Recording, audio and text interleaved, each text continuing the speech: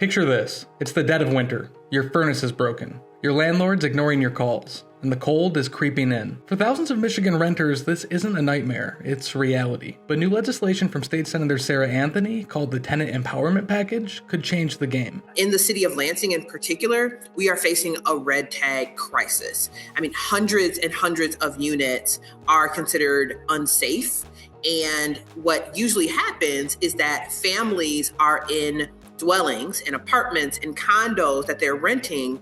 And quite honestly, the moment that they are considered unsafe, they end up housing insecure or even unhoused because of the lack of resources to keep people in their homes. So what's in the Tenant Empowerment Package? For starters, it establishes a right to repair law. That means when landlords aren't taking care of their own properties, renters can fix critical problems themselves, like a busted heater, and then deduct the cost from their rent. A minor repair, a leaky roof, a plumbing issue, a mold issue. Oftentimes, a tenant spends months waiting on a landlord to fix a problem. When you get into the months, it can start impacting the health and safety of the residents. These are things that are common sense. In addition to the right to repair, Anthony's bills would also set strict timelines. 48 hours for life-threatening hazards, 72 hours for major appliance failures, pest problems, and mold issues, and 1 week for most other issues. It would also require landlords to provide more notice before they raise the rent, with a new legal requirement that all tenants who've been in the lease for at least 1 year be notified of rent increases at least 90 days before the end of their existing lease. And it would also modernize how security deposits are returned, allowing them to be refunded electronically through platforms like Venmo or PayPal to help reduce delays. We all know someone who has been hit with a notice that rent will be increased by 10, 15, 20% even. And I know the cost of everything is going up, but giving